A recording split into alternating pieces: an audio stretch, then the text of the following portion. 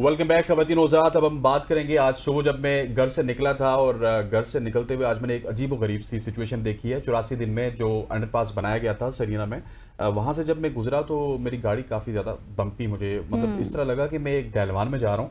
और उसके बाद जब हमारे कैमरामैन अहमद साहब पहुंचे या फिर उसके बाद हमारे प्रोड्यूसर हमाद साहब पहुंचे तो उन्होंने बताया कि वो जगह क्या बिल्कुल ही अब मतलब उसका एक हिस्सा आप कहें कि वो गिर गया है। मतलब वहां पे अब गाड़ी नहीं जा सकती और बहुत ज्यादा क्रैक्स पड़ चुके हैं। ये 84 दिन का जो काम था, उस 84 दिन के काम के बाद गजल हालात ये होते हैं कि आप क्वालिटी के ऊपर कंप्रोमाइज करते हैं और क्वालिटी आपकी इस तरह की हो जाती है। क्योंकि बात बताने का मकसद ये है कि इस पर बहुत बात हुई, हमने सेगमेंट्स भी किए और गवर्नमेंट की तरफ से भी बहुत से स्टेटमेंट सामने आती रही। इसका इफ्तिताह तो 84 दिन में हो गया था। 4 फरवरी को इसका वज़ीर आज़म साहब ने इफ्तिताह कर दिया था। 4.2 अरब रुपए मालियत थी इस मंसूबे की और इस पर लगा। और उसके बाद सिर्फ और सिर्फ आप ये कहें कि कुछ महीनों बाद इसका ये हाल है। सिर्फ एक बारिश और अभी आगे मजीद बारिशें होनी है, फिर देखते हैं कि सिचुएशन क्या होगी। बताने का मकसद ये है कि थोड़ा सा अवॉइड करें अब उस पुल पे जाने से, क्योंकि कुछ भी खतरा हो सकता है।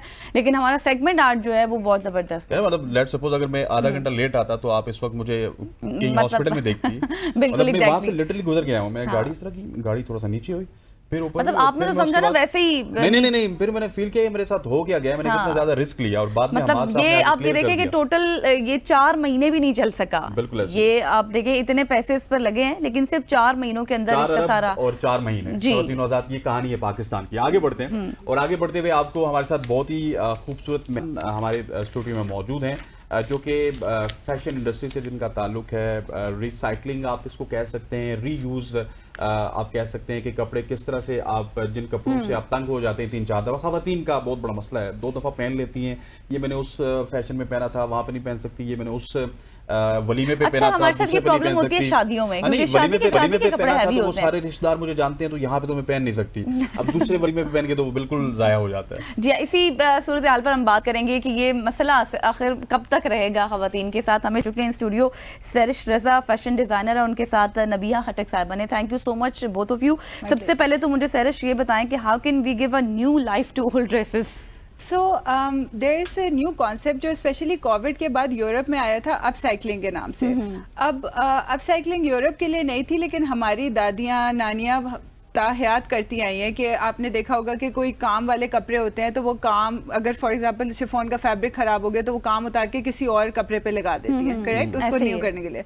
सो ये कॉन्सेप्ट अपसाइक्लिंग है। सो ये बड़ा ट्रेंडिंग हो गया है स्पेशली यूरोप में एंड वेस्ट में, क्योंकि अब लोगों के लिए fashion for people is a way for them to express themselves, right. तो जब आप अपसाइकिल कपड़े बना रहे हो तो इसका मतलब वो पीस सिर्फ आपके पास है, क्योंकि वो एक न्यू तरीके से बना हुआ है, वो डिफरेंट फैब्रिक्स को कनेक्ट करके बना हुआ है, तो वो पीस और किसी के पास नहीं होगा।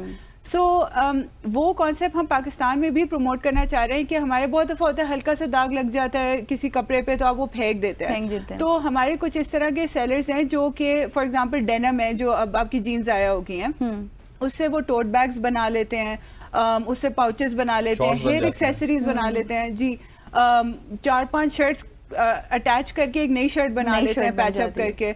सो इसमें जो अपॉर्चुनिटीज़ है वो एंडलेस हैं and they look so good as well and most importantly you feel good, क्योंकि आप सस्टेनेबिलिटी को प्रमोट कर रहे हो within the fashion industry कि आप कोई चीज़ ज़ाया नहीं कर रहे। बिल्कुल ठीक हो गया। और नबिया आप ये बताइएगा कि अभी जिस तरह हम ऑफ एयर बात कर रहे थे कि अगर लेट सपोज किसी भी खातून ने 2-3 दफ़ा कपड़े यूज़ कर लिए और वो उनसे तंग है तो अल्टीमेटली उसने या तो काम वाली को देने या फिर उसकी अलमारी में पड़े रहेंगे। उसके लिए क्या कुछ कॉन्सेप्ट आप लोगों ने नए लाए हैं जो कि आप यहाँ पे बताना चाहती हैं ऑडियंस को? सो बेसिकली जो हमारा प्लेटफॉर्म है बिज़बी, वो इस प्लेटफॉर्म को यूज़ कर सकती हैं, बिकॉज एज वी सेड कि हम सस्टेनेबल फैशन को प्रमोट करें। तो वो कपड़े जो अलमारी में पड़े हैं, टेक पिक्चर्स, हमारी वेबसाइट है, यू कैन रजिस्टर। तो एज अ सेलर आप वहाँ रजिस्टर करें, पुट अ प्राइस जो आपकी पसंद की है and then you can sell. और वहाँ जब आप चीज़ होगी तो आपको हम कनेक्ट करवा देंगे बायर के साथ, and the transaction, quality check, वो सब कुछ हमारी जिम्मेदारी होगी। So you can sort of also contribute to the environment and yes make money off off it as well. Exactly ऐसा ही है। अच्छा, मुझे सरिश ये बताएं कि we are spreading as much as we can ना, लेकिन आप समझती हैं कि एक बहुत बड़ा अवेयरनेस का इशू है लोगों में, क्योंकि हम अगर अपने से ही शुरू करें तो हम भी नहीं ऐसे करते कि ठीक है ये कपड़ा पुराना हो गया अब इसको फेंक दो। तो इस हवाले से कोई कैंपेन्स वगैरह भी चल रही है लोगों को गाइड करने के लिए? बिल्कुल, असल में सबसे बड़ा चैलेंज जो हमें आया था वो यही था, क्योंकि जब मैंने शुरू किया था ना, तो जब मैं लोगों को आइडिया बताती थी तो हर कोई मेरे से सुनता था, फिर कहता था अच्छा तुम लंडा बेच रही हो। The first comment that I would get, and then फिर बहुत लोग मुझसे ये भी पूछते थे अच्छा तुम खुद पहनती हो? And I wear Bisbee a lot, क्योंकि ऑब्वियसली अगर एक चीज जो मुझे 7-8 हज़ार की मार्केट से मिल रही है मुझे 1 हज़ार की मिल रही है, मुझे क्या फर्क पड़ता है, राइट? एंड आप अपनी बहनों के कपड़े बचपन से हम शेयर करते आए हैं, दोस्तों से कपड़े शेयर करते आए, कजन से करते आए हैं, तो ये सिर्फ एक माइंडसेट का इशू है, और ये जनरली एक एशियन माइंडसेट का इशू है, नॉट ओनली पाकिस्तान। यही आप वेस्ट में चले जाएं, थ्रिफ्टिंग वहाँ पे ट्रेंड है। जेन ज़ी स्पेशली जो यंगर जनरेशन है, दे स्पेसिफिकली मेक श्योर कि वो सेकेंड हैंड कपड़े पहने टू प्रमोट सस्टेनेबिलिटी। तो वो शिफ्ट अब मैंने रिसेंट 2 साल में पाकिस्तान में भी देखा है। The youth is much more open to this concept. वो लोग ओपनली पहनते भी हैं, ओपनली एक्सेप्ट भी करते हैं कि हाँ हमने ये कपड़े थ्रिफ्ट किए, लेकिन एक जो लाइक हमारी like older generation like mothers वगैरह, उनको कन्विंस करना इम्पॉसिबल है, तो आई स्टॉप ट्राइंग।